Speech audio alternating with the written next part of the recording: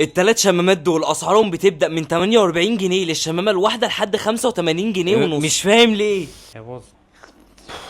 طب يا جماعه احنا جبنا دلوقتي 3 شمامات بانواع مختلفه، كل شمامه من دول باسم مختلف وليها طعم مختلف وبسعر برده مختلف. اول شمامه العاديه بتاعتنا هي حجمها كبير جدا، الشمامه العاديه بتاعتنا بس هم مستوردينها من بره، انا شاريها بسعر ان هي مستورده من بره مش شاريها بسعر المصري. ودي بقى تاني شمامه المستورده من بره بقى بجد شكلها غريب قوي، حتى ملمسها غريب قوي. دي بقى تالت شمامه المستورده برده من بره، شكلها غريب، هي تقريبا باظت، تحسها خلاص كده بتودع، قعدت في الثلاجه بالظبط يومين حصل فيها كل. طبعا الشمامه دي بالسكينه دي الصغيره دي على قدها. بالمناسبه يا جماعه كل شمامه من دول بسعر مختلف، يعني انا مش فاهم ليه اشتري شمامه صغيره شبه دي ب 85 جنيه في الاخر تقعد يومين في الثلاجه وتبوظ. دي برده شمامه غريبه الاطوار 54 جنيه، ليه اشتري شمامه شبه دي انا ب 54 جنيه؟ دي بقى الشمامه المصري العاديه بتاعتنا شاريها بسعر المستورد 48 جنيه. اول حاجه بالمصري العاديه بتاعتنا نركن دول على جنب. بس اعرف بقى ايه الفرق بينها وبين اللي موجوده في مصر عشان يستوردوها من بره؟ ما هو الاثنين واحد يعتبر، بس شكلها مسطحه. افتحها كده ونقول بسم الله.